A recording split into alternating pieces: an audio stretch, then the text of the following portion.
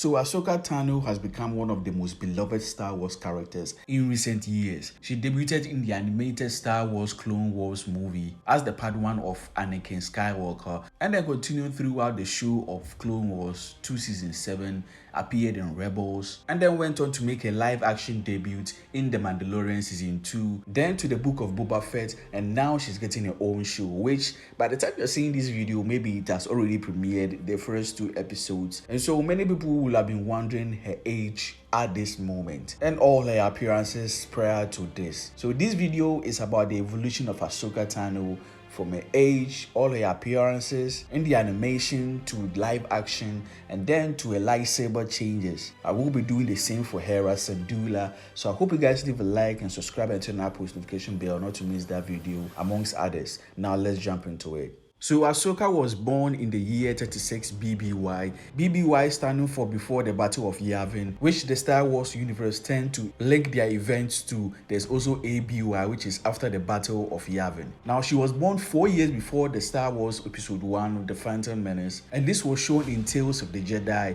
in Season 1, Episode 1. These short stories showed her backstory, and so by the age of 3, she was already Force sensitive and was taken in by Jedi Master Plo Koon to train as a Jedi youngling at Coruscant. And so she did that for the next 11 years, and by the age of 14 was assigned as a Padawan to Anakin during the Battle of Christophsis, which was in the Star Wars Clone Wars movie, which aired in 2008. Ahsoka was eager to prove herself. Anakin was known to be impulsive, reckless, had that attitude of not letting go. So what did Master Yoda do? Pair them together, apprentice and master, hoping that Ahsoka will learn how to be a Jedi and also help Anakin emotionally as they bond together. So the 6 seasons of the Clone Wars takes place between a 3-year period. Ahsoka had developed into a fine Jedi. He and Anakin had bonded, become like brothers and sisters. So she did get some makeover in the middle of season 3, where she's about 15 years old. She gets a double lightsaber and of course some new outfits, making her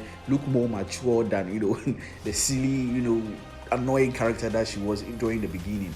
And almost at the end of the Clone Wars, Ahsoka was set up and was accused of bombing the Jedi Temple. Anakin was the only one who believed in her, fought for her innocence, and he helped her clear her name. But by the end of all those trials, she just lost faith in the Jedi way, and thus left the order. She was age 17 by this time. And it was in episode 20, the finale of season 5 of the Clone Wars. Now, even though season 6 and season 7 has 6 years apart, that is from them making the final season. Season 7 takes place shortly after season 6, which means she was still 17 years old, with a little update on her design, her hooded cloak, of course her 2 lightsabers, and she was a bit more mature. And during this period, she was tasked with capturing Darth Maul, and with the help of Bo-Katan and Rex and the 32nd Company, she was able to accomplish that mission. But during that period, that is when Order 66 was ordered by Palpatine. And of course, she survived, living a quiet life for the next year as a farmer, and we saw that in Tales of the Jedi, until she got snatched upon by another local farmer, and that is when an inquisitor found her. She made quick work of him. Of course, it's freaking Ahsoka Tano. And after that is when she accepted Bail Organa's proposal, the beginning of what will become the Rebel Alliance. Now there's a time skip or huge time gap between Clone Wars and Rebels, and that is 14 years by the time we see her in Rebels, being part of the Rebel Alliance, helping out, meeting Ezra and the group, and at the end fighting Darth Vader, the former master turned to the dark side. And that fight led to her death, if not for Ezra Bridger, who rescued her before her death from the future. So in 1 BBY, Ezra, travels through a mystical realm in the Force known as the World Between Worlds, where, time travel is possible there. And so Bridger was able to pull her out of the battle with Vader in 3 BBY and reinsert her into the Star Wars timeline.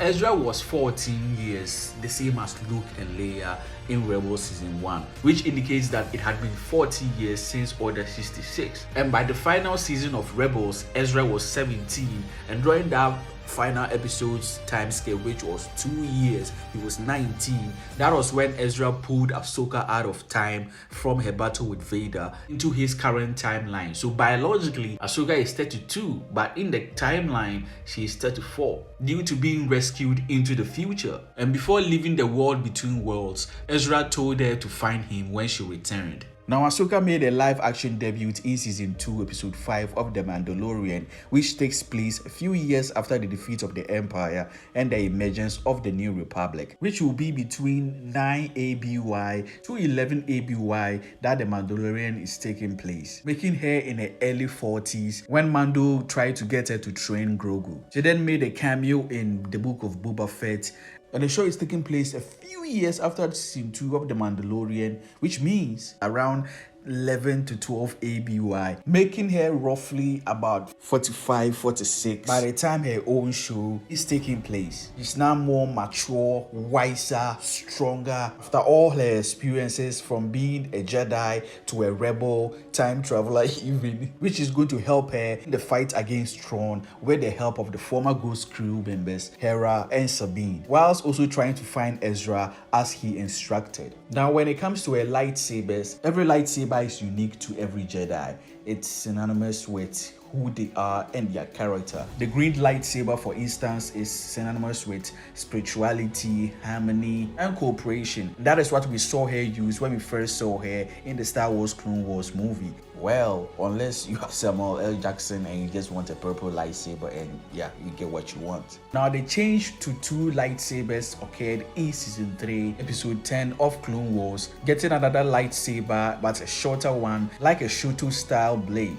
Instead of another green lightsaber, it was sort of yellow-green. Now, after she had left the Jedi Order, she left her lightsabers with them, and after her return in Season 7, she was given back the lightsabers by Anakin, and by his own words, he had improved them. That is when she went from green to blue. Now, in Rebels, we see her use white lightsabers, and in the live action versions as well, but it's never explained why it went from blue to white. But E.K. Johnston's AHSOKA novel actually explains that a bit. After Order 66, she was able to defeat one of Vader's Inquisitors, and that is when she took their kyber crystals from their blades, used their connection to the light side to heal them from the corruption of the dark side, and that was how she got her new white lightsabers. Now, the showrunner Dave Filoni also talked about that a bit on why AHSOKA's lightsabers are white, and that is because she's neither a Jedi or a Sith, as she is connected to the light side of the Force, but not bound by any tradition and the rules of the Jedi Order. And that is it, folks. This is the evolution of AHSOKA from her appearances in the animated movie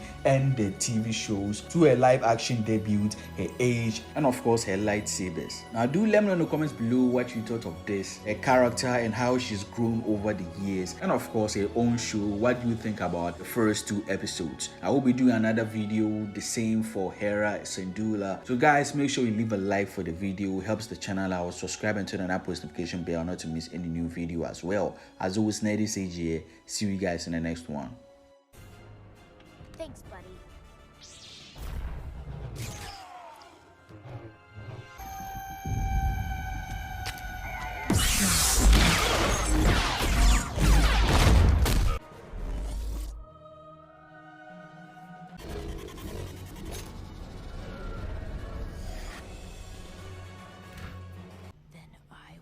Avenge his death. Revenge is not the Jedi way. I am no Jedi.